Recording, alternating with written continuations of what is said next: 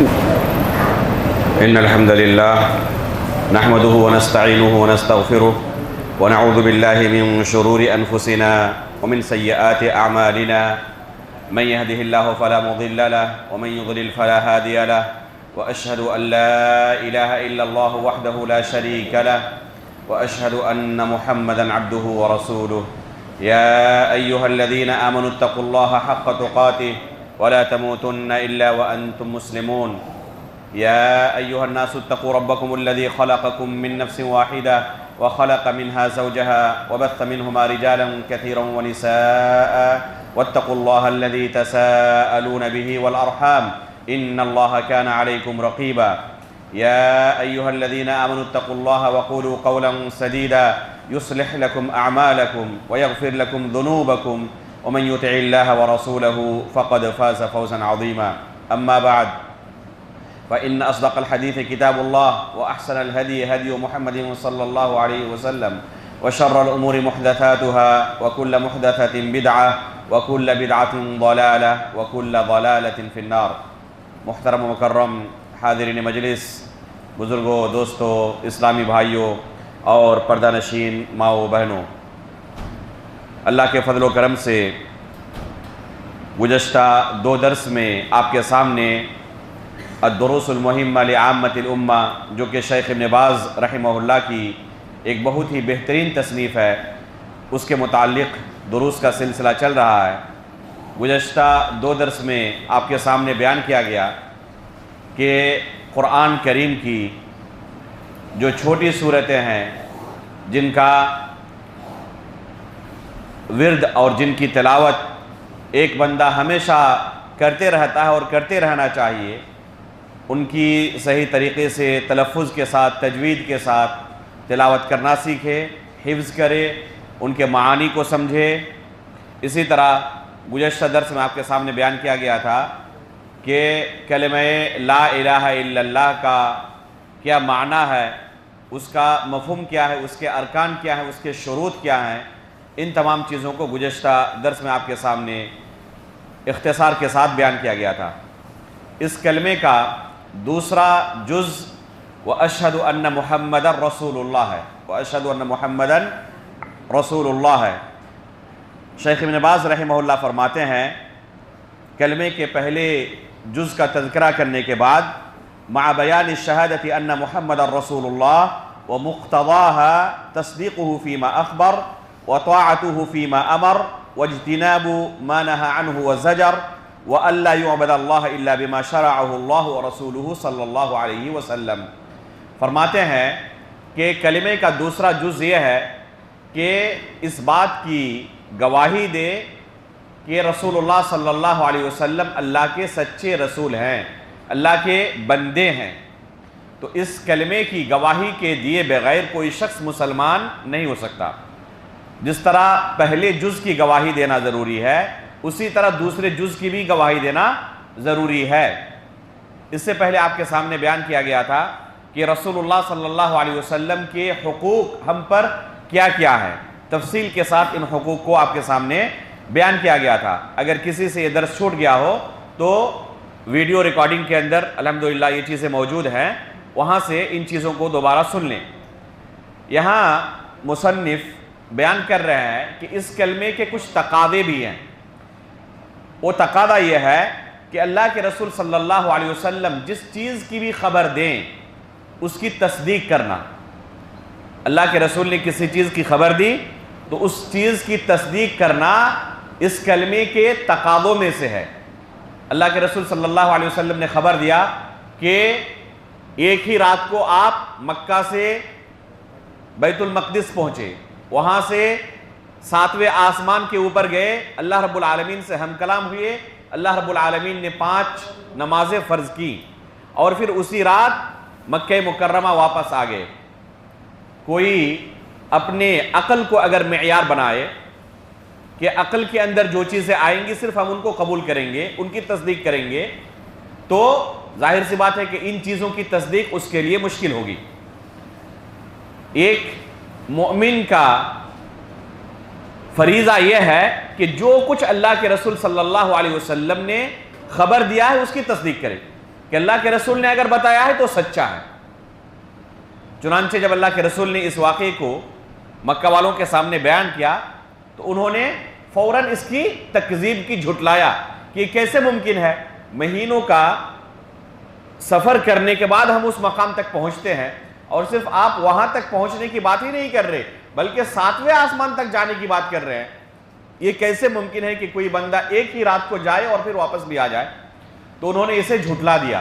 ابو بکر صدیق رضی اللہ تعالیٰ عنہ کے سامنے جب وہ اس خبر کو لے کر گئے تو انہوں نے کیا کہا تھا کہ اگر اللہ کے رسول نے کہا ہے تو سچا ہے۔ تو یہ ہے تصدیق کا معنی کہ اللہ کے رسول نے کسی چیز کا بیان کیا، کوئی ہمیں خبر دی، چاہے ہماری عقل کے اندر آئے یا نہ آئے، اس کی تصدیق کرنا اس کلمے کے تقاضوں میں سے ہے۔ اللہ کے رسول صلی اللہ علیہ وسلم نے بے شمار ایسی چیزوں کے بارے میں ہمیں خبر دی ہے جن کا ادراک اس عقل کے ذریعے کرنا ممکن ہی نہیں ہے۔ بے شمار چیزوں کے بارے میں خبر دی ہے، چاہے ان کا تعلق عبادات سے ہو، چاہے ان کا تعلق معاملات سے ہو، چاہے ان کا تعلق ہمارے زندگی سے ہو، یا جو ہم سے پہلے گزر چکے ہیں ان کے متعلق ہو، یا جو مستقبل میں آنے والی چیزیں ہیں ان کے متعلق ہو۔ بے شمار چیزیں ہیں۔ قیامت کے تعلق سے جو چیزیں اللہ کے رسول نے خبر دی ہیں وہ تمام چیزیں ایسی ہیں جن کا ادراک عقل سے نہیں کیا جا سکتا۔ اللہ رب العالمین کے بارے میں اللہ کے رسول نے جن چیزوں کی خبر دی ہے ان کا ادراک عقل سے نہیں کیا جا سکتا۔ اسی طرح عبادات کے معاملے میں بے شمار چیزیں ہیں۔ ظہر کی نماز 4 رکعت ہے، مغرب کی نماز 3 رکعت ہے۔ کیوں؟ اگر کوئی عقل سے ادراک کرنا چاہے نہیں کر سکتا۔ اللہ رب العالمین نے اسی طرح ہم پر فرض قرار دیا ہے، اللہ کے رسول نے بیان کر دیا ہے، اس کی تصدیق کرنا ضروری ہے۔ بس ہمیں ثبوت چاہیے کہ اللہ کے رسول نے ایسا کہا ہے۔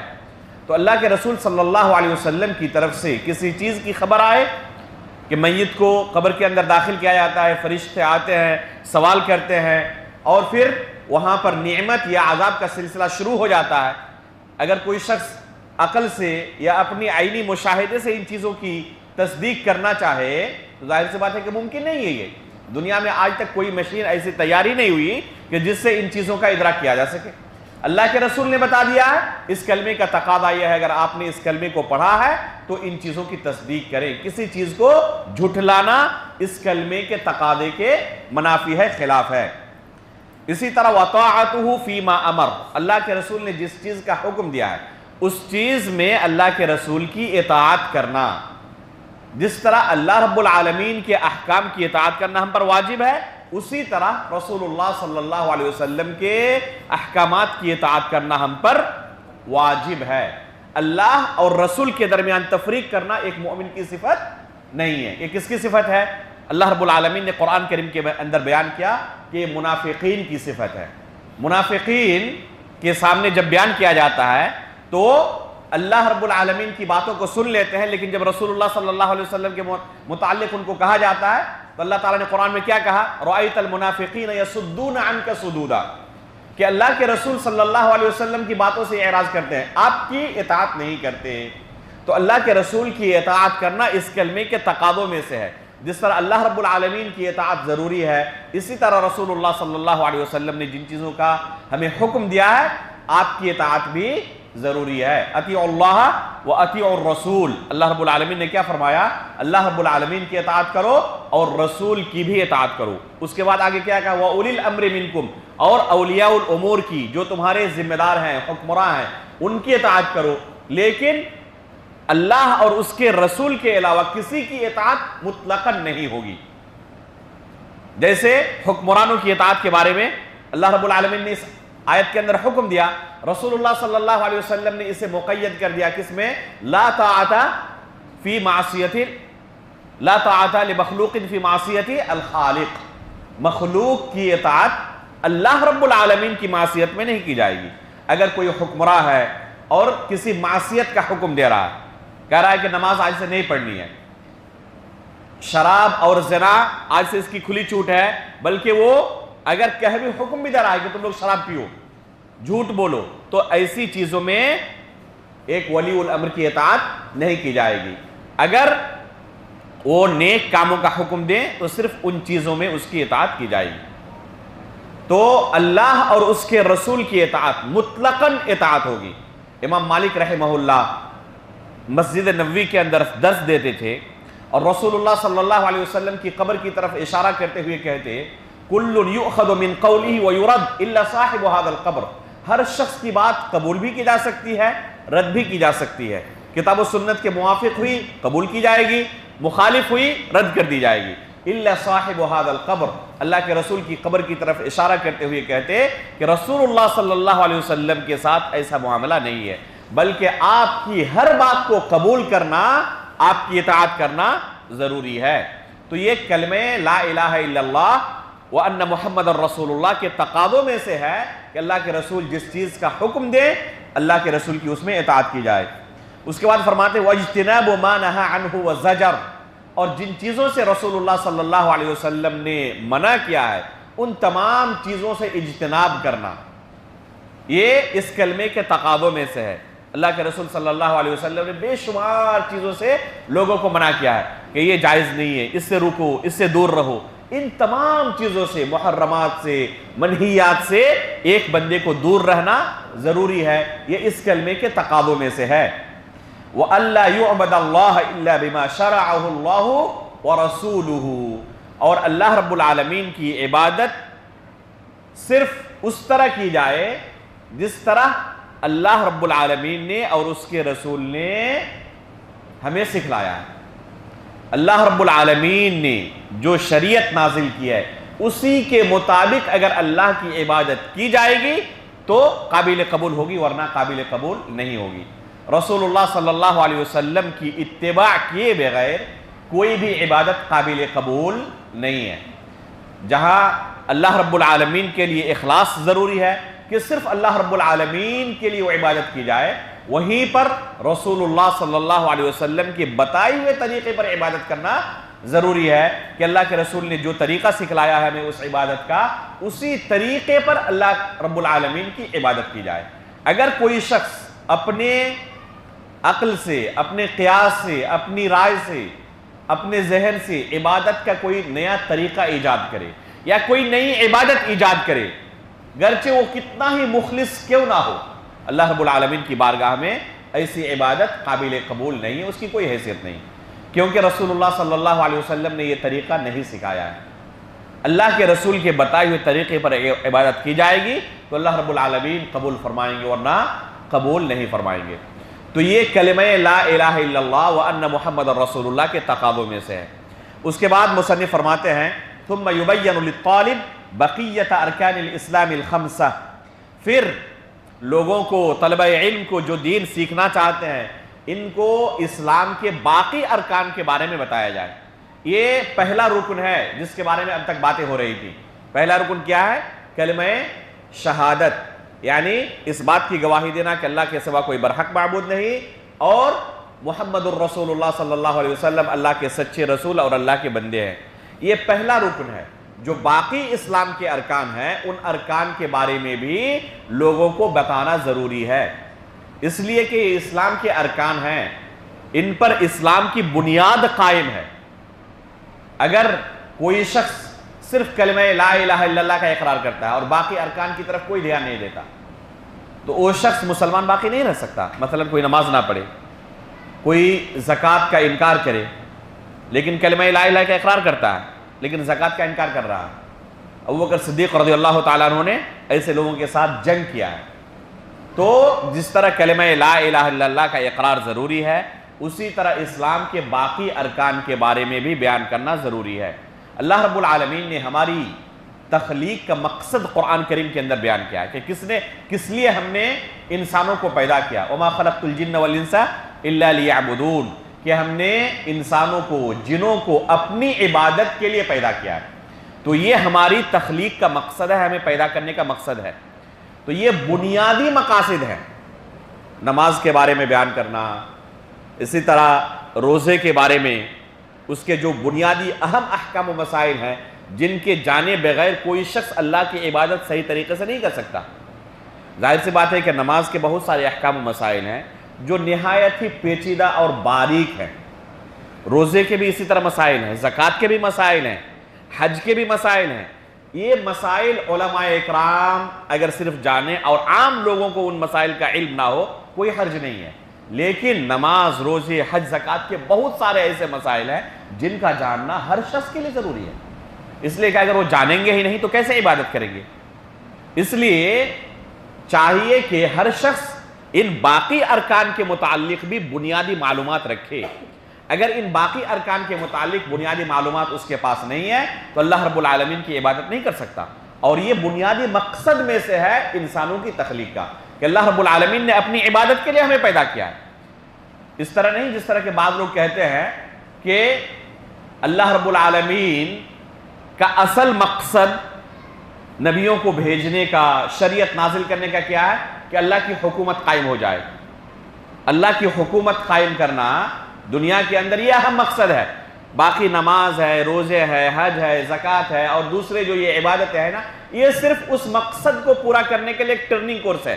بعض لوگ اس طرح کہتے ہیں، یہ ایک دم بالکل قرآن و حدیث کے اور منہج سلف کے سراسر خلاف ہے، ایک دم آپس میں ٹکرانے والی چیز ہے۔ کہیں سے بھی کتاب و سنت کے اندر آپ کو نہیں ملے گا کہ ان چیزوں کو اس طرح ٹرننگ کورس کا مقام و مرتبہ دیا گیا ہو، ٹرننگ کورس کی حیثیت دی گئی ہو اور اصل مقصد کہا گیا ہو کہ اللہ رب العالمین کی حکومت دنیا میں قائم کرنی ہے، تمہارے لیے اصل مقصد ہے۔ اللہ کے رسول صلی اللہ علیہ وسلم مکہ مکرمہ کے اندر، اسی طرح مدینہ طیبہ کے اندر لوگوں کو آخری سانس تک ان چیزوں کے بارے میں تعلیم دیتے رہے۔ اللہ رب العالمین نے آپ کو اس دنیا کے اندر کس لیے بھیجا تھا؟ لوگوں کو ان چیزوں کی تعلیم دینے کے لیے، کیسے نماز پڑھنی ہے، کیسے روزہ رکھنا ہے۔ اللہ کے رسول صلی اللہ علیہ وسلم کہتے تھے خذوا عنی مناسککم، مجھ سے حج کے طریقے سیکھ لو، صلوا کما رأیتمونی اصلی، جیسے مجھے نماز پڑھتے ہوئے دیکھتے ہو اسی طرح نماز پڑھو۔ صحابہ اکرام کو اللہ کے رسول صلی اللہ علیہ وسلم نے زندگی بھر ان چیزوں کی تعلیم دی۔ تو یہ اہم مقصد ہے جس کے لیے ہمیں اللہ رب العالمین نے پیدا کیا ہے، اس لیے ان چیزوں کے بارے میں معلومات حاصل کرنا یہ اہم مقاصد کا حصول ہے۔ جبریل علیہ السلام نے اللہ کے رسول سے جب سوال کیا تھا کہ اللہ کے رسول ہمیں اسلام کے بارے میں بتائیں، اللہ کے رسول نے ان 5 ارکان کو بتایا۔ پھر پوچھا کہ اللہ کے رسول ہمیں ایمان کے بارے میں بتائے، رسول اللہ صلی اللہ علیہ وسلم نے 6 ارکان کے متعلق بتایا۔ پھر پوچھا احسان کے بارے میں بتائیں، اللہ کے رسول نے بیان کیا۔ پھر قیامت کے بارے میں سوال ہوا۔ جب واپس جبریل علیہ السلام چلے گئے تو رسول اللہ صلی اللہ علیہ وسلم نے پوچھا عمر فاروق رضی اللہ تعالیٰ عنہ سے کہ اتدری من السائل، کہ آپ کو پتا ہے کہ ابھی جو سوال جواب مجھ سے کر رہے تھے یہ کون تھے سوال کرنے والے؟ تو انہوں نے کیا کہا؟ اللہ و رسولہ عالم، اللہ اور اس کے رسول زیادہ بہتر جانتے ہیں۔ تو اللہ کے رسول صلی اللہ علیہ وسلم نے کیا جواب دیا؟ انہ جبریل اتاکم یعلمکم دینکم، یہ جبریل علیہ السلام تھے جو تمہیں تمہارا دین سکھانے کے لیے آئے تھے۔ اب غور کریں رسول اللہ صلی اللہ علیہ وسلم کے لفظ پر، اتاکم یعلمکم دینکم، تمہیں تمہارا دین سکھانے آئے تھے۔ تو ان چیزوں کو رسول اللہ صلی اللہ علیہ وسلم نے کس سے تعبیر کیا؟ دین سے، کہ یہ دین ہے۔ تو یہ مسائل ہے، یہ ٹرننگ کورس نہیں ہے، بس یہ دین کے اہم مسائل ہیں جن پر دین کی بنیاد کھڑی ہے۔ اگر ان میں سے کوئی بنیاد ختم ہو گئی تو عمارت ڈھہ جائے گی۔ تو اس پر اسلام کی عمارت قائم ہے، اور اسی دین کے متعلق قبر کے اندر ہمیں سوال کیا جائے گا۔ جب یہ زندگی ہماری ختم ہوگی، قبر میں ہم پہنچیں گے، فرشتے آئیں گے اور کیا پوچھیں گے؟ اللہ رب العالمین کے بارے میں، رسول اللہ صلی اللہ علیہ وسلم کے بارے میں، اور کس کے بارے میں؟ وما دینک، تمہارا دین کیا تھا؟ تو اللہ کے رسول صلی اللہ علیہ وسلم نے اس حدیث کے اندر جن مسائل کا تذکرہ کیا انہیں دین قرار دیا۔ تو یہ ہے ان مسائل کی اہمیت۔ تو فرماتے ہیں مصنف کہ اس کلمہ شہادت کے بعد جو کہ اسلام کا پہلا رکن ہے، باقی ارکان کے متعلق بھی لوگوں کو بیان کیا جائے۔ اس لیے انشاءاللہ باقی ارکان کے متعلق بھی، چونکہ بہت زیادہ ہم وقت نہیں دے سکتے اور بہت سارے باریک مسائل کے متعلق بیان کرنا یہاں مقصود بھی نہیں ہے، لیکن جو بنیادی مسائل ہیں، اہم مسائل، انشاءاللہ ہم کوشش کریں گے کہ باقی ارکان اسلام کے متعلق بھی آپ کو ایک ایک درس کے اندر ان چیزوں کے بارے میں بنیادی معلومات دی جائیں۔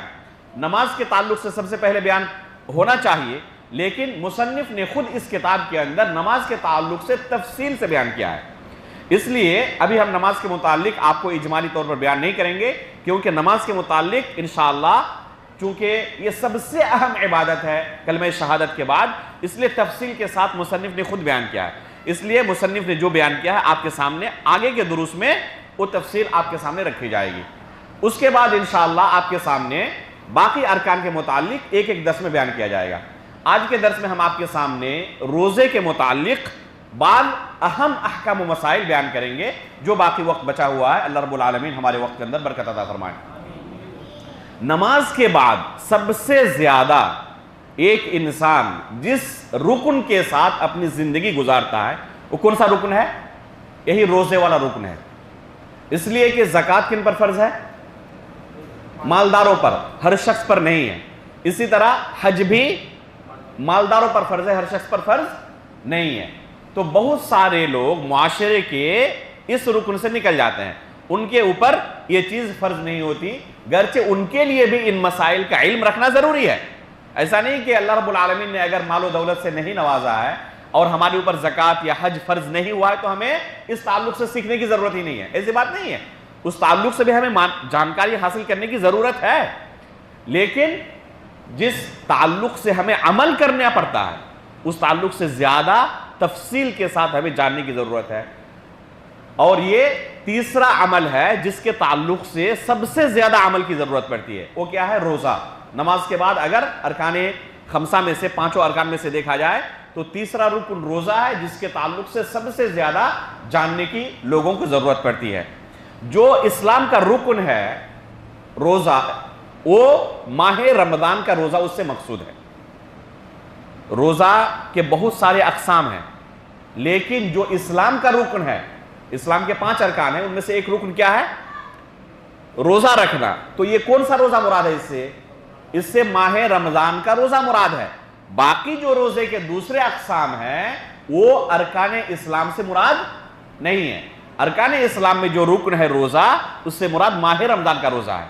باقی اس کے علاوہ بھی اللہ رب العالمین نے دوسرے روزوں کو مشروع قرار دیا ہے کہ وہ بھی مسنون ہے، مشروع ہے. مثلا رمضان کے علاوہ اور کون سے روزے مشروع ہیں؟ ابھی آپ نے روزہ رکھا تھا عاشورے کا، یہ روزہ بھی مشروع ہے. اسی طرح اور کون سا روزہ مشروع ہے؟ عرفہ کا روزہ. عرفہ کا روزہ مشروع ہے. عاشورہ کے متعلق بیان کر دوں مختصراً کہ عاشورے کا روزہ کس تاریخ کو ہے؟ 10ویں محرم کو. یہ اصل ہے، 10ویں محرم کو عاشورے کا روزہ یہ اصل ہے. لیکن رسول اللہ صلی اللہ علیہ وسلم نے اپنی وفات سے قبل خواہش ظاہر کی تھی لَإِن بَقِيتُ إِلَىٰ قَادِمٍ لَأَصُومَنَّ التَّاسِعَ، اگر آئندہ سال میں باحیات رہا، زندہ رہا تو 9ویں تاریخ کو بھی روزہ رکھوں گا. لیکن اللہ کے رسول کو محرم دوبارہ ملا نہیں، بلکہ ربیع الاول کے اندر آپ کی وفات ہو گئی. تو یہ خواہش ظاہر کی تھی لیکن عمل نہیں کر پائے تھے. اس وجہ سے 10ویں کے ساتھ 9ویں کا روزہ رکھنا بھی کیا ہے؟ مشروع ہے.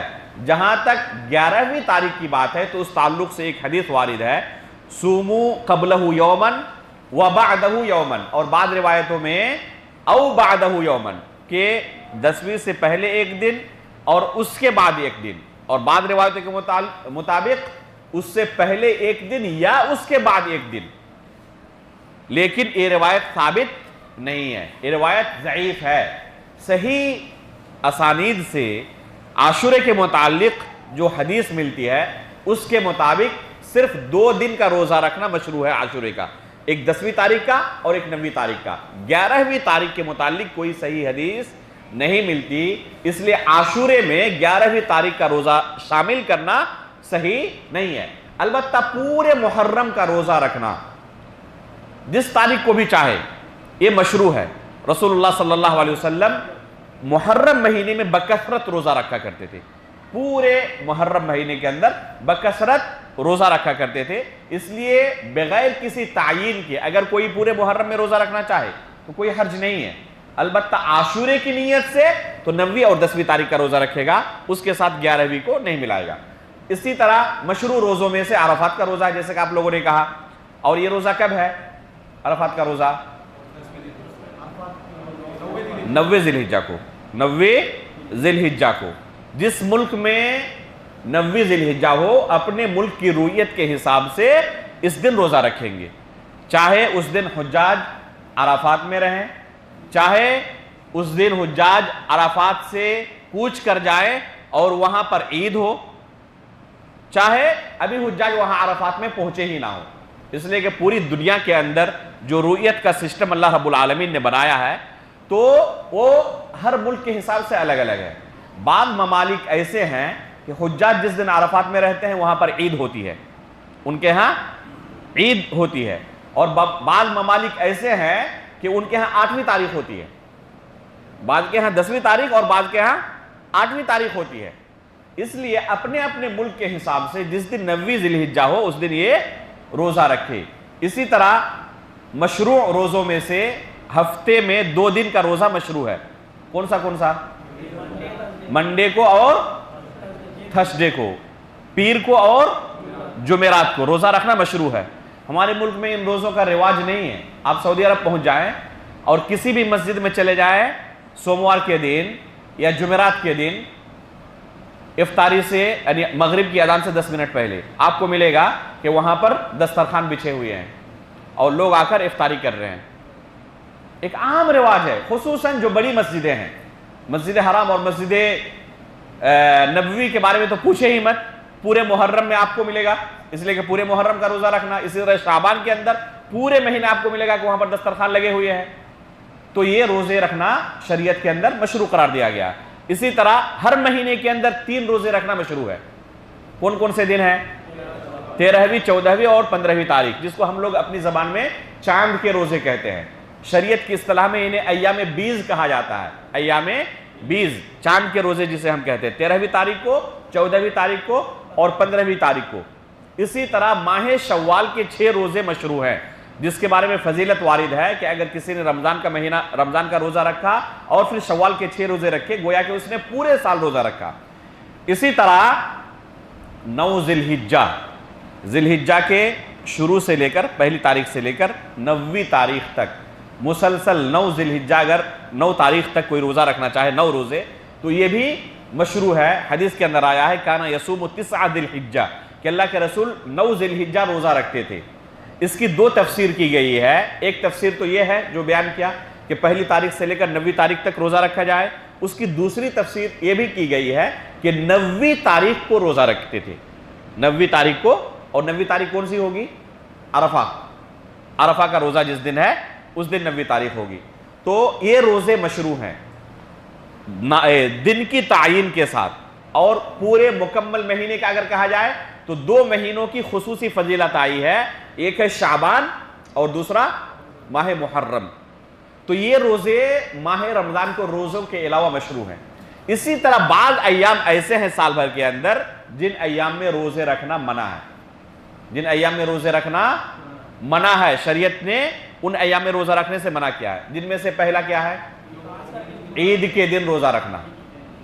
عید کے دن روزہ رکھنا جائز نہیں ہے، عید کے دن روزہ رکھنا جائز نہیں ہے، عید الفطر کو ہو یا عید الاضحیٰ کو ہو، روزہ رکھنا جائز نہیں ہے۔ اسی طرح ایام تشریق کا روزہ رکھنا، ایام تشریق کہتے ہیں عید الاضحیٰ کے بعد 3 دن، عید الفطر کے بعد نہیں، بعض لوگ عید الفطر کے بعد بھی سمجھ لیتے ہیں اور ان کو یہ اشکال ہوتا ہے کہ جس طرح عید الاضحیٰ کے بعد 3 دن روزہ رکھنا جائز نہیں، اسی طرح عید الفطر کے بعد بھی 3 دن روزہ رکھنا جائز نہیں۔ چنانچہ شوال کے جو لوگ روزے رکھتے ہیں بس بکثرت یہ سوال بھیجتے ہیں کہ عید کے دوسرے دن ہم روزہ رکھنا چاہیں شوال کا تو کیا جائز ہمارے لیے؟ تو کوئی حرج نہیں ہے، جائز ہے۔ یہ ایام تشریق صرف عید الاضحیٰ کے بعد کے 3 دن کو کہتے ہیں۔ تو 11ویں، 12ویں اور 13ویں تاریخ کا روزہ رکھنا جائز نہیں ہے۔ البتہ اگر کوئی حج میں ہو اور ہدی کا جانور اس کے پاس نہ ہو تو اس کے لیے جائز ہے، اس لیے کہ خصوصی یہ استثناء شریعت کے اندر حاجیوں کے لیے موجود ہے لیکن غیر حجاج کے لیے جائز نہیں ہے۔ اسی طرح ناجائز روزوں میں سے جن ایام کا روزہ رکھنا منع ہے ان میں سے خصوصی طور پر جمعہ کے دن روزہ رکھنا، جمعہ کے دن خصوصی طور پر روزہ رکھنا۔ خصوصی طور پر کیوں کہہ رہا ہوں؟ کیونکہ اگر خصوصیت کے ساتھ جمعہ کے دن روزہ نہیں رکھ رہا ہے تو کوئی حرج نہیں ہے۔ مثلا کوئی شخص جمعرات کے دن روزہ رکھا ہے اور ساتھ میں جمعہ کے دن بھی روزہ رکھا ہے، کوئی حرج نہیں ہے اس کے لیے کوئی حرج نہیں ہے، جائز ہے۔ کسی شخص کی عادت ہے کہ ایک دن روزہ رکھتا ہے ایک دن روزہ افطار کرتا ہے، چھوڑتا ہے. اور یہ داؤد علیہ السلام کا روزہ رکھنے کا طریقہ تھا، اور رسول اللہ صلی اللہ علیہ وسلم نے اس روزے کی تعریف کی ہے کہ بہترین روزہ ہے یہ. داؤد علیہ السلام کا روزہ، ایک دن روزہ رکھتے تھے، ایک دن افطار کرتے تھے، ایک دن روزہ رکھتے ایک دن افطار کرتے. تو ظاہر سی بات ہے کہ سوموار بھی جمعہ کا دن بھی آ جائے گا، تو ایسے شخص کے لیے کوئی حرج نہیں ہے، کیونکہ اس کی تخصیص نہیں کرتا، وہ اس کی تخصیص نہیں کرتا. اسی طرح 3 دن روزہ رکھنا ہے نا مہینے کے اندر، 13ویں 14ویں 15ویں کا ہم نے، اگر جمعہ کا دن پڑ گیا تو کوئی حرج نہیں ہے، کیونکہ جمعہ کے دن کی وجہ سے روزہ نہیں رکھ رہا ہے. وہ کس وجہ سے رکھ رہا ہے؟ 13ویں 14ویں 15ویں تاریخ کی وجہ سے رکھ رہا ہے. تو نیت کے فرق کی وجہ سے اس کا حکم بدل جاتا ہے. نیت کے فرق کی وجہ سے اس کا حکم کیا ہوتا ہے؟ بدل جاتا ہے. آپ لوگوں سے ایک سوال کر رہا ہوں، 15ویں شعبان کو بہت سارے لوگ کیا مناتے ہیں؟ اس دن روزہ رکھنا خصوصیت کے ساتھ کیا حکم ہوگا؟ بدعت ہے، جائز نہیں ہے، اس لیے کہ اس کی کوئی ہمیں دلیل نہیں ملتی. ٹھیک ہے؟ مسجد نبوی کے اندر افطاری سے قبل بیٹھا ہوا تھا 15ویں شعبان کو، ابھی دسترخوان لگا ہوا ہے اور افطاری کا وقت ایک دم ہونے والا ہے. ایک بندہ کہہ رہا ہے مجھے کہ اب تک سن رہا تھا کہ 15ویں شعبان کو روزہ رکھنا بدعت ہے، لیکن آج پتا چلا کہ نہیں یہ سنت ہے. میں نے کہا کہ کیسے پتا چلا؟ کہ دیکھیں 15ویں شعبان آج ہے اور یہاں پر سب روزے کی حالت میں ہے، ائمہ حرمین بھی ہے ماشاءاللہ، روزہ رکھتے ہیں، اور یہاں پر سفرہ لگا ہوا ہے، یہ دسترخوان لگا ہوا ہے ماشاءاللہ، بڑے بڑے علماء روزہ رکھ رہے ہیں. میں نے کہا کہ اللہ اکبر، آپ نے بیان کیا تو مجھے پتا چلا کہ آج 15ویں شعبان ہے. اس سے پہلے خیال ہی نہیں آیا تھا کہ آج 15ویں شعبان ہے. اور جتنے لوگ ہیں ان کو پتا بھی نہیں ہے کہ کچھ لوگ اس طرح 15ویں شعبان کو اس طرح بدعتیں کرتے ہیں اور اس دن خصوصیت کے ساتھ روزہ رکھتے ہیں. یہ جتنے لوگ بیٹھے ہوئے ہیں دسترخوان پر، کسی کے دل میں ہے ہی نہیں ہے. وہ کس لیے روزہ رکھے ہیں؟ وہ ہر مہینے کے 13ویں 14ویں 15ویں تاریخ کو روزہ رکھتے ہیں. گزشتہ کل بھی تھے، پرسوں بھی تھے، آج بھی روزہ ہے. اور شعبان کے روزے بہت سارے لوگ رکھتے ہیں، کل بھی رکھیں گے. تو یہ تخصیص نہیں ہے. تو اگر تخصیص نہ ہو تو کوئی حرج نہیں ہے. ایک اور اہم مسئلہ، بعض لوگ یہ سوال کرتے ہیں، کسی کو ہفتے میں ایک دن چھٹی ملتی ہے آفس سے، روزانہ اس کی ڈیوٹی ہے، اور ڈیوٹی کی حالت میں روزہ رکھنا اس کے لیے بڑا مشکل ہو رہا ہے. اس کی خواہش بڑی ہے کہ میں روزہ رکھنا چاہتا ہوں، اس عبادت کی بڑی اس کے دل کے اندر خواہش ہے، لیکن اپنے کام کی مشغولیت کی وجہ سے نہیں رکھ پا رہا ہے. اب اس کو چھٹی ملی صرف جمعہ کے دن، ہفتے میں ایک دن اسے چھٹی ملی جمعہ کے دن کہ آج آپ کو ڈیوٹی پر نہیں آنا ہے. تو اس بندے نے جمعہ کے دن روزہ رکھا. کس لیے؟ اس لیے کہ آفس میں چھٹی آج ہے بس. اس کے لیے کیا حکم ہے؟ جائز ہے یا نہیں ہے؟ اس کے لیے جائز ہے، کوئی حرج نہیں ہے. اس لیے کہ جمعہ کی تخصیص نہیں کر رہا ہے وہ کہ جمعہ کا دن کوئی اہم دن ہے اس لیے میں روزہ رکھ رہا ہوں، بلکہ اس دن مجھے موقع ملا اس لیے رکھ لیا اس نے. اس کی چھٹی کا وقت اگلے مہینے بدل کے جمعہ کے بدلے بدھ ہو گیا، پھر بدھ کو شروع کیا رکھنا. جمعہ کے دن روزہ رکھ نہیں پا رہا ہے اس لیے کہ اب ڈیوٹی کا ٹائم آ گیا ہے. تو اپنی سہولت کے حساب سے اس بندے نے روزہ رکھا ہے. تو اسی لیے میں نے کہا تخصیص کے ساتھ، خصوصیت کے ساتھ اگر کوئی جمعہ کا روزہ رکھے تو جائز نہیں ہے. اسی طرح سنیچر کا روزہ رکھنا، حدیث کے اندر سنیچر کے روزے کے متعلق آیا ہے لا تصوموا یوم السبت الا فیما افترض علیکم، کہ جو فرض روزہ ہے صرف وہی سنیچر کے دن رکھ سکتے ہو، اس کے علاوہ فرض روزے کے علاوہ کوئی روزہ سنیچر کے دن نہ رکھو. لیکن اس حدیث کے ثبوت کے بارے میں کافی اختلاف ہے. بہت سارے علماء متقدمین میں سے، ائمہ جرح و تعدیل میں سے اس حدیث کو انہوں نے ضعیف قرار دیا کہ ثابت ہی نہیں ہے. اگر اس حدیث کو ثابت مانا جائے تو سنیچر کے دن روزہ رکھنا بھی جائز نہیں ہوگا اگر کوئی شخص نفلی روزہ رکھنا چاہے. لیکن اگر سنیچر کی تخصیص نہ ہو تو انشاءاللہ کوئی حرج نہیں ہے. جیسے اگر کوئی جمعہ کے دن روزہ رکھا ہے اور اس کے بعد والے دن بھی روزہ رکھنا چاہے تو خود اللہ کے رسول صلی اللہ علیہ وسلم نے اجازت دی اس کے بارے میں کہ اگر کسی نے جمعہ کے دن روزہ رکھا، آئندہ کل بھی روزہ رکھنا چاہتا ہے، اس کے لیے اجازت ہے، کوئی حرج نہیں ہے. سنیچر کے دن روزہ رکھا، اس کے بعد والے دن روزہ رکھنا چاہتا ہے، اس کے لیے حرج نہیں ہے. عاشورہ کا دن پڑ گیا، عرفات کا دن پڑ گیا، اس کے لیے کوئی حرج نہیں ہے. مہینے کے 3 دن روزہ رکھنا، 13ویں 14ویں 15ویں، سنیچر کا پڑ گیا، پڑھ بھی سکتا ہے، کوئی حرج نہیں اس کے لیے. تو اگر تخصیص نہیں ہے تو کوئی حرج انشاءاللہ اس میں نہیں ہے. اسی طرح شک کے طور پر رمضان سے ایک دن پہلے روزہ رکھنا، ہو سکتا ہے کہ چاند طلوع ہو گیا ہو، شک کے طور پر روزہ رکھ لے کہ اگر چاند طلوع ہو گیا ہوگا تو بڑا مسئلہ ہو جائے گا، جائز نہیں ہے۔ اس طرح شک کے طور پر روزہ رکھنا جائز نہیں ہے۔ بعض لوگ عرفہ کا روزہ بھی شک کے طور پر رکھتے ہیں، پتہ چلا بعض لوگوں سے کہتے ہیں کہ اب علماء اختلاف کر رہے ہیں، کوئی کہہ رہے ہیں کہ 9ویں تاریخ کو رکھو، کوئی طرح ہے 8ویں تاریخ کو رکھو، یعنی سعودی کی رویت کے حساب سے۔ تو کیا کیا جائے؟ اس لیے ہم 2 دن رکھتے ہیں شک کے طور پر کہ اگر وہ قول صحیح ہوا تو یہ بھی مل جائے ہمیں فضیلت۔ میں نے اس پر ایک خاص مضمون لکھا تھا کہ اس طرح شریعت کے اندر شک کے طور پر عبادت کرنا مشروع نہیں ہے، یقین کے ساتھ اللہ کی عبادت کی جاتی ہے، شک کے ساتھ نہیں کی جاتی ہے۔ تو یہ چند روزے ہیں جو مشروع نہیں ہیں۔ روزہ کس پر فرض ہے؟ اس کے لیے بنیادی 5 چیزوں کو دیکھیں گے آپ۔ کس پر فرض ہے؟ پہلی چیز مسلمان ہے یا نہیں ہے، دوسری چیز ہے کہ عقل مند ہے یا نہیں ہے۔ عقل مند سے کون سی چیزیں خارج ہو جائیں گی؟ کوئی بندہ ایسا ہے جو دماغی حالت اس کی صحیح نہیں ہے، اس کو پتہ ہی نہیں چلا کب ماہ رمضان داخل ہوا، کب ماہ رمضان نکل گیا، تو ایسے بندے کو اللہ رب العالمین نے مکلف ہی نہیں کیا ہے، ان کی طرف سے کفارہ بھی نہیں دینا آپ کو، کچھ نہیں ہے اس کے لیے۔ اگر کوئی عقل سے معذور ہے تو کچھ نہیں اس کے لیے۔ اگر کوئی بے ہوش ہو گیا تو اس کا بھی روزہ درست نہیں ہے۔ مان لیجیے کہ وہ بے ہوش ہو گیا مغرب کے وقت اور 2 دن مسلسل بے ہوش رہا، اس کے بعد اس کو ہوش آیا 2 دن کے بعد، تو اس صورت میں اس نے کچھ کھایا پیا نہیں ہے، کہ اس کا روزہ ہو جائے گا؟ روزہ نہیں ہوگا۔ عقل کے ساتھ روزہ مشروط ہے۔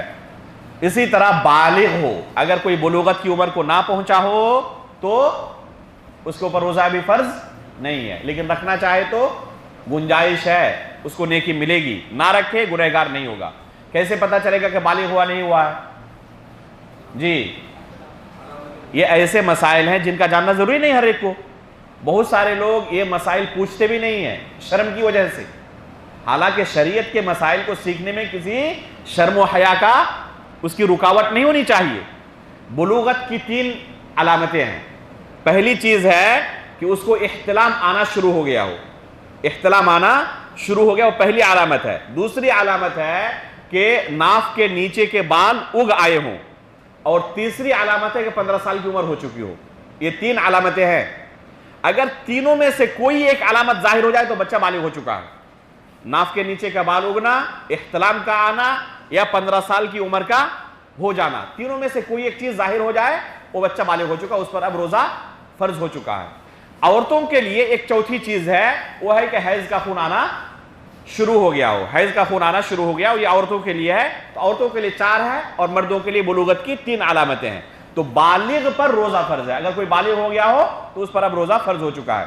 اسی طرح صحت مند ہو، تندرست ہو، اگر مریض ہو تو ابھی بروقت اس کے اوپر روزہ فرض نہیں ہے۔ جب وہ تندرست ہو جائے گا، صحیح ہو جائے گا، تب وہ روزہ رکھے گا، خود اپنے روزے کی قضا بعد میں کرے گا۔ مرض کی حالت میں، بیماری کی حالت میں اس پر روزہ فرض نہیں ہے۔ لیکن اگر ایسی بیماری ہے جس کے ٹھیک ہونے کی امید ہی نہیں، تو بعد میں کیسے روزہ رکھے گا وہ؟ مثلا کسی کی عمر ہو چکی ہے 80 سال 90 سال اور اس کو مختلف طرح کی بیماریاں ہیں، پیرالائسس ہے، کینسر ہے، ممکن ہی نہیں، یعنی کوئی ظاہری علامت ایسی نہیں کہ دوبارہ وہ صحیح ہو سکتا ہے، اپنا روزہ خود رکھ سکتا ہے، تو ایسے لوگوں کے لیے فدیہ ہے۔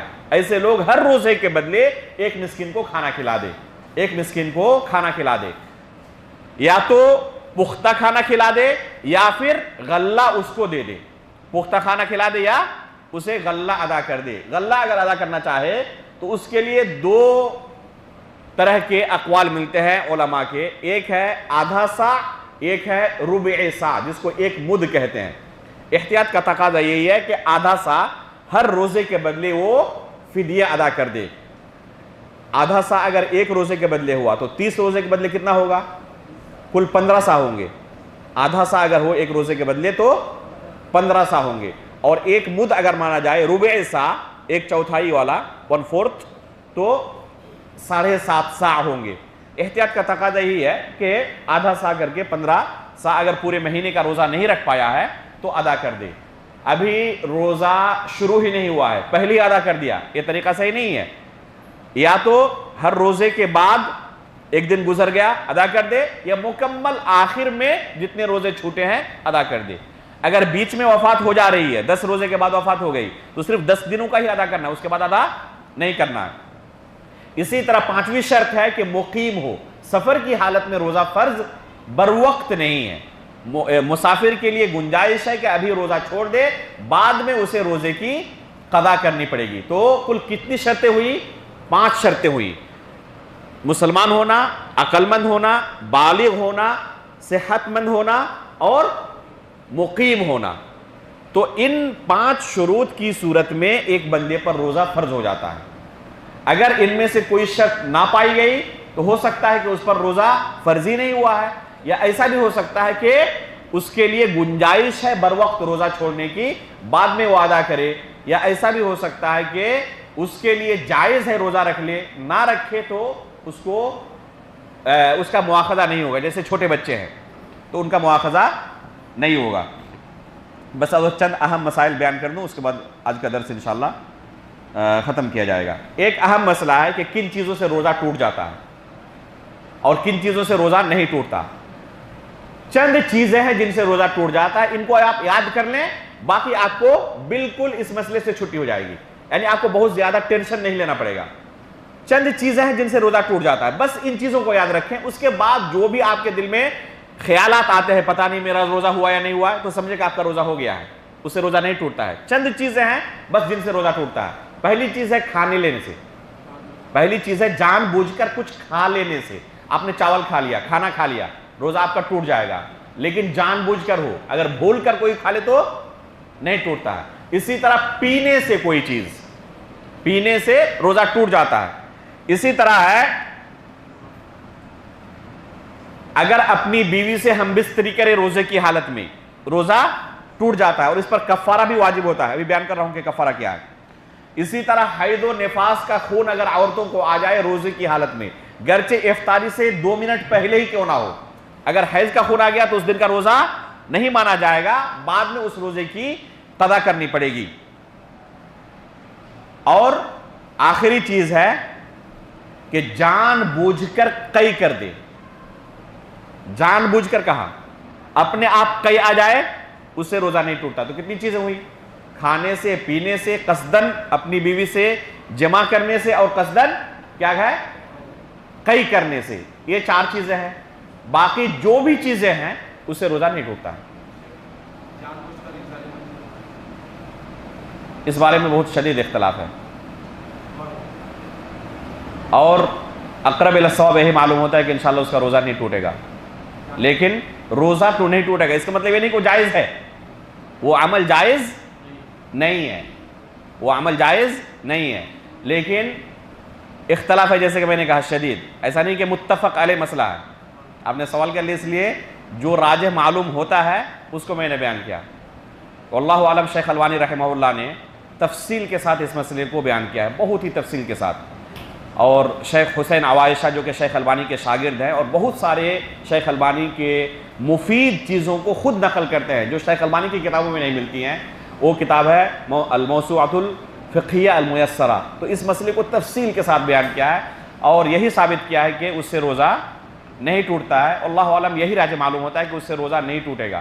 لیکن اس سے کوئی یہ نہ سمجھے کہ اس سے روزہ نہیں ٹوٹے کا مطلب ہے کہ وہ جائز ہو گیا، وہ جائز نہیں ہے، لیکن روزہ نہیں ٹوٹے گا۔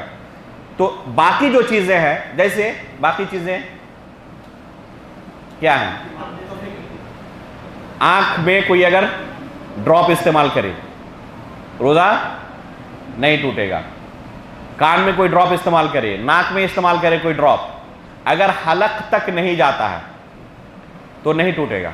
معمولی قطرہ ہو نہیں ٹوٹے گا، لیکن اگر حلق تک چلا جائے، پیٹ میں چلا جائے، تو کھانے کے حکم میں داخل ہونے کی وجہ سے ٹوٹے گا۔ انجیکشن لگانے کی کسی کو ضرورت ہے، بیمار پڑ گیا ہے، ڈاکٹر کہہ رہا ہے انجیکشن لگانے کی ضرورت ہے، اس سے روزہ نہیں ٹوٹے گا۔ اسی طرح سرما لگانے سے روزہ نہیں ٹوٹے گا۔ اپنی بیوی سے بوس و کنار کرنے سے روزہ نہیں ٹوٹے گا۔ وضو کر رہا ہے، کلی کر رہا ہے، اس سے روزہ نہیں ٹوٹے گا۔ ناک میں پانی ڈالنے سے روزہ نہیں ٹوٹے گا۔ جنبی ہو جائے، روزے کی حالت میں احتلام ہو گیا، روزہ نہیں ٹوٹے گا۔ یا اپنی بیوی سے رات کو ہم بستری کیا تھا اور غسل نہیں کر پایا، فجر کی اذان ہو گئی، اذان کے بعد جا کے اس نے غسل کیا ہے، روزہ اس کا صحیح ہے اور اس سے روزہ نہیں ٹوٹتا ہے۔ اسی طرح حجامت، پچھنا لگوانا، جانتے ہیں ابھی تو بہت سارے حجامہ سینٹر کھلے ہوئے ہیں، حجامہ کہتے ہیں آپ لوگ، تو اس سے روزہ حقیقت میں نہیں ٹوٹتا۔ یہ بھی ایک مختلفی مسئلہ ہے، یہ بھی ایک مختلفی مسئلہ ہے، اور راجح یہی ہے واللہ عالم بالصواب کہ اس سے روزہ نہیں ٹوٹتا ہے، نہ پچھنا لگانے والے کا اور نہ جو شخص یہ عمل کر رہا ہے، جو ڈاکٹر بن کر عمل کر رہا ہے، دونوں میں سے کسی کا روزہ نہیں ٹوٹے گا۔ اسی طرح اگر تھوک منہ میں جمع ہو جائے اور اسے نگل لے، اس سے روزہ نہیں ٹوٹے گا۔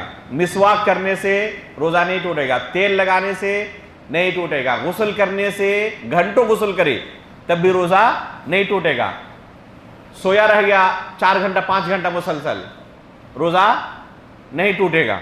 تو یہ تمام چیزیں ایسی ہیں جس سے روزہ نہیں ٹوٹتا ہے۔ یا کھانا اگر نمک وغیرہ چکھنا ہو، خواتین جیسے کچن میں ہوتی ہیں انہیں نمک وغیرہ چکھنا ہوتا ہے، تو اگر صرف زبان کے اوپر رکھے اور فوراً اس کو پھینک دے، نہ نگل جائیں، تو اس سے روزہ نہیں ٹوٹتا ہے۔ تو 4 چیزیں آپ لوگ یاد رکھیں، ان کے علاوہ کوئی بھی چیز روزہ نہیں ٹوٹتا ہے، کھانے سے، پینے سے، ہم بستری کرنے سے، اور قصدن کئی کرنے سے، جان بوجھ کر کئی کر دینے سے۔ اگر کوئی بھول کر کھا لے روزہ نہیں ٹوٹتا ہے۔ اب مان لیجئے کہ ایک بندے نے بھول کر کھا لیا، اب اس نے کہا کہ اللہ میں تو روزے کی حالت میں تھا، اب ہاتھ ڈال کر اس کو زبردستی قی کیا، اب اس کے روزے کا کیا حکم ہے؟ اب اس کا روزہ ٹوٹ گیا، کیونکہ جان بوجھ کر اب اس نے کیا کیا ہے۔ تو دیکھیں شرعی مسائل کو نہ جاننے کی وجہ سے کتنا نقصان ہوتا ہے۔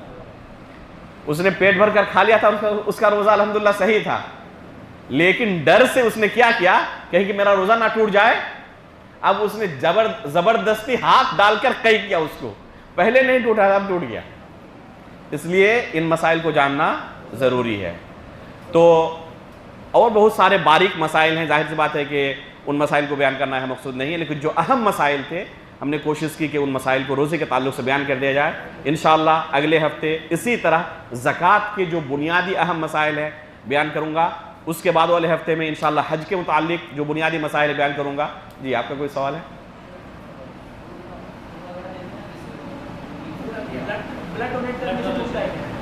نہیں سن، اچھا خون دینے سے نہیں ٹوٹتا ہے، خون دینے سے روزہ نہیں ٹوٹتا ہے۔ اگر خون چڑھایا جائے کسی پر، اس پر بھی روزہ نہیں ٹوٹتا ہے۔ کسی کو ہو سکتا ہے نا خون چڑھانے کی ضرورت پڑے، روزہ نہیں ٹوٹتا۔ انجیکشن سے میں نے کہا کہ روزہ نہیں ٹوٹتا، لیکن ایک انجیکشن ہوتا ہے جس سے غذا پہنچایا جاتا ہے۔ آپ اسپتال جائیں، بہت سارے مریضوں کو پائیں گے کہ وہ یہ لگا ہوا ہے اور اسی سے اس کو پورا جسم میں کھانا پہنچایا جاتا ہے، اس سے روزہ ٹوٹ جائے گا۔ تو غذا والا انجیکشن ہے تو اس کا حکم الگ ہے۔ اسی طرح انہیلر ہے، انڈوسکوپی ہے، اس سے روزہ کیا ہوتا ہے؟ نہیں ٹوٹتا۔ جانتے ہیں انہیلر کو؟ میں آپ کو دکھا رہا ہوں۔ گزشتہ سال میں آیا تھا تو بہت زیادہ مجھے کھانسی ہو رہی تھی، آپ لوگوں کو یاد ہوگا، تو اس وقت میں انہیلر استعمال کر رہا تھا۔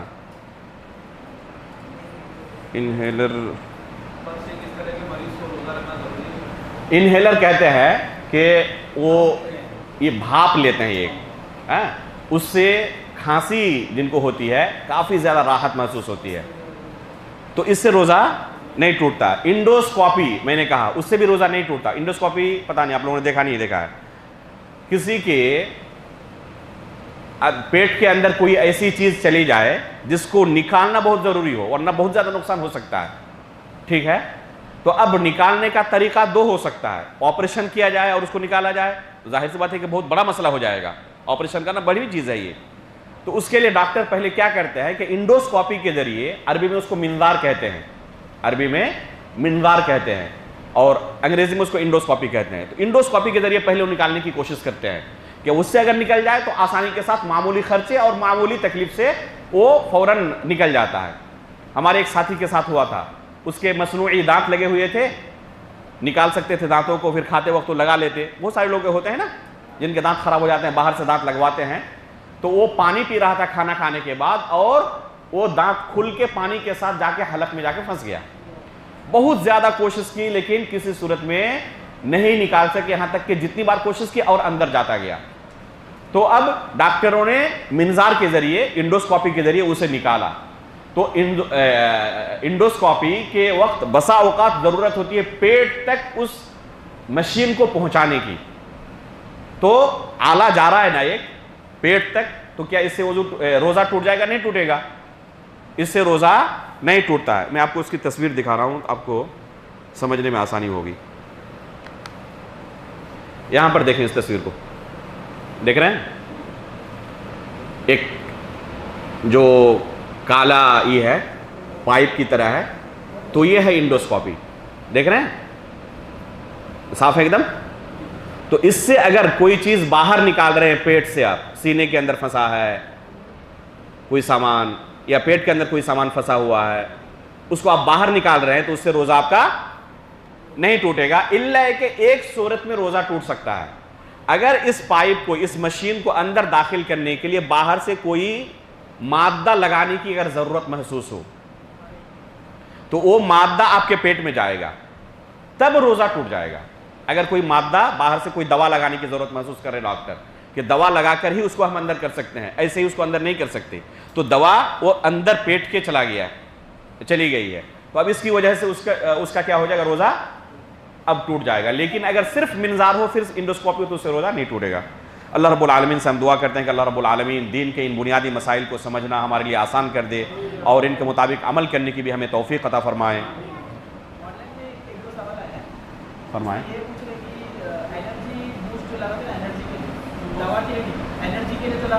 جائز نہیں ہے, روزے کی حالت میں جائز نہیں ہے. منڈے کے دن خاص کر کے یہ سوچ کے روزہ رکھنا کہ نبی صلی اللہ علیہ وسلم اس دن پیدا ہوئے تھے, تو یہ کیسا ہے؟ صحیح نہیں ہے, جائز نہیں ہے, صحیح نہیں ہے. دیکھیں وہی نیت کا فرق ہو جاتا ہے, نیت کا فرق ہو جاتا ہے. اگر کوئی شخص میلاد منائے اور اس نیت سے وہ اس دن روزہ رکھے کہ اللہ کے رسول اس دن پیدا ہوئے تھے, جائز نہیں ہے. اس نیت سے روزہ رکھنا جائز نہیں ہے. بہت سارے لوگ بہت سارے اعمال کرتے ہیں اور ان کے دل میں ہوتا ہی نہیں کہ یہ کوئی یہ ہے. مثال کے طور پر آپ کو بتاؤں, گزشتہ سال عاشورہ کے دن چھٹی ہوئی, تو اس سے پہلے والے, نہیں عاشورہ کہہ رہا ہوں, کیا کہتے ہیں اس کو, میلاد کے دن, جس دن لوگ میلاد مناتے ہیں, تو چونکہ ہنگامہ ہوتا ہے شہر میں, تو جامعہ میں چھٹی رکھی گئی. بچوں کو پہنچنے میں اسکول پریشانی ہوگی. جامعہ آیا میں, اور واپس ہوتے وقت اتفاق سے ایک مٹھائی کی دکان نظر پڑی سامنے, تو اس سے مٹھائی خرید کے گھر لے گیا. میرے دل میں ارادہ تھا ہی نہیں, کچھ یہ نہیں تھا کہ آج میلاد ہے اور کچھ لوگ میلاد منا رہے ہیں اور کسی طرح مٹھائی تقسیم کرتے ہیں, تو جا کے کھایا. تو اس طرح باتوں باتوں میں یہ میلاد کا تذکرہ ہے اور کہا کہ مٹھائی لوگ تقسیم کرتے ہیں اور اس طرح مٹھائی کھاتے ہیں. تو فوراً ایک نے کہا تو آپ بھی تو مٹھائی کھایا, کہ اللہ المستعان, ابھی خیال آیا کہ آج یہ میلاد ہے. خریدتے وقت کھاتے وقت ہمارے دل میں تھا ہی نہیں کہ میلاد کی وجہ سے مٹھائی ہم کھا رہے ہیں, تو اس میں کوئی حرج نہیں ہے. اگر اس کے دل میں آیا ہی نہیں کہ یہ اس کے پیچھے مقصد ہے, تو کوئی حرج نہیں ہے. لیکن صرف نیت بدل جائے تو حکم اس کا بدل جائے گا, صرف نیت کی وجہ سے پورا حکم بدل جائے گا. اگر کوئی شخص, جیسے بہت سارے لوگ ابھی یہاں بیٹھے ہوئے ہیں خاموش ہیں, اگر کوئی کہے کہ 1 گھنٹہ میں خاموش رہ کر اللہ کی عبادت کروں گا, تو اس کا اس طرح خاموش رہنا جائز نہیں ہے. گرچہ وہ بغیر کسی نیت کے 2-4 گھنٹہ نہ بولے, کوئی حرج نہیں ہے. لیکن اگر اس طریقے سے اللہ کی عبادت کرنا چاہتا ہے, تب پھر جائز نہیں ہوگا. اس لیے کہ اس عبادت کے لیے پھر اس کو دلیل دینی پڑے گی کہ کیا دلیل ہے اس طرح اللہ کی عبادت کر سکتے ہو. تو نیت کی وجہ سے حکم بہت سارے مسائل میں بدل جاتا ہے. انما الاعمال بالنیات وانما لکل امرئ ما نوى, بہت ہی عظیم حدیث ہے. فرمائیں. ہاں, اگر فرض روزہ ہے تو رات میں نیت کرنا ضروری ہے, اور اگر نفل روزہ ہے تو دن میں بھی روزہ کی نیت آپ کر سکتے ہیں, ایک شرط کے ساتھ کہ اس سے پہلے فجر کے بعد کچھ کھایا پیا نہ ہو. فجر کی اذان ہونے سے لے کر جس وقت وہ نیت کر رہے ہیں, مثلا 10 بجے, 12 بجے, 2 بجے بھی اگر وہ نیت کر رہے ہیں روزے کی, تو فجر سے اگر اس وقت تک کچھ کھایا پیا نہ ہو, تب وہ اگر نیت کرے نفلی روزے کی تو اس کا روزہ ہو جائے گا, اس کو نیکی مل جائے گی. لیکن صبح سے کھا پی رہا ہے ماشاءاللہ، دوپہر کے وقت کہہ رہا ہے کہ اب یہاں سے میں روزہ رکھنا چاہتا ہوں، تو اس طرح آدھے دن کا روزہ نہیں ہوتا ہے، نفلی روزے کا نہیں، اب اس کا روزہ نہیں ہوگا، اب اس کا روزہ نہیں ہوگا۔ اگر وہ روزے کی نیت میں ہے، جیسے ایک بندہ روزہ ہے، صبح سے روزہ رکھا ہوا ہے اور وہ بھول سے کچھ کھا لے تو اس کا روزہ ہو جائے گا، جیسے فرض روزوں کے اندر ہے، لیکن اس نے رات کو نیت کیا تھا، فجر کے بعد سے اس کے دل میں خیال ہی نہیں آیا کہ میں اب روزے سے ہوں، کھا پی رہا ہے، عصر کے وقت یاد آیا اس کو کہ رات کو میں نے نیت کیا تھا، تو اب جو کھایا پیا ہے تو اس کو یہ نہیں سمجھایا کہ اس کا اب روزہ ہو جائے گا، اس لیے کہ دن کے اندر وہ نیت ٹوٹ چکی ہے، وہ نیت ٹوٹ چکی ہے، اب وہ نیت باقی نہیں ہے، تو نیت کا باقی رہنا ضروری ہے۔ یہاں تک کہ اگر کوئی شخص روزے کی حالت میں ہو، کچھ کھائے پیے نہ، لیکن صرف نیت کر لے کہ میں روزہ توڑ دیا، اس کا روزہ کیا ہو جائے گا؟ ختم ہو جائے گا۔ تو نیت باقی رہنا ضروری ہے۔ اگر صبح سے لے کر اس کی نیت باقی تھی اور غلطی سے بھول کر کھا لیا تو اس کا روزہ پھر صحیح ہے۔ دونوں میں سیم ہے کہ اگر غلطی سے اس نے کھا لیا ہے بھول کر تو روزہ ہو جائے گا اس کا۔ اگر اس کی نیت جاری ہے کہ دن بھر اس کی نیت جاری میں روزے کی حالت میں ہوں اور بھول کر اس نے کھا لیا، چاہے نفل روزے میں ہو چاہے فرض روزے میں ہو، اس کا روزہ صحیح ہے۔ فرض روزہ بھی رکھ سکتے ہیں، نفلی بھی رکھ سکتے ہیں، فرض بھی رکھ سکتے ہیں، دونوں۔ سحری کھانا سنت ہے، واجب اور شرط نہیں ہے، لیکن نیت کرنا شرط ہے۔ اگر اس کی نیت ہے کہ میں آئندہ کل روزے کی حالت میں رہوں گا اور اس کی آنکھ لگ گئی، وہ سحری نہیں کھا پایا، فجر کی اذان کے بعد اس کی آنکھ کھلی ہے، تو اس کا روزہ صحیح ہے، کوئی حرج نہیں ہے۔ صرف سحری نہ کھانے کی وجہ سے اس کے روزے کو کل عدم نہیں قرار دیا جائے گا، کینسل نہیں قرار دیا جائے گا، اس کا روزہ صحیح ہے۔ سبحانک اللہم و بحمدک، اشہد ان لا الہ الا انت، استغفرک و اتوب الیک۔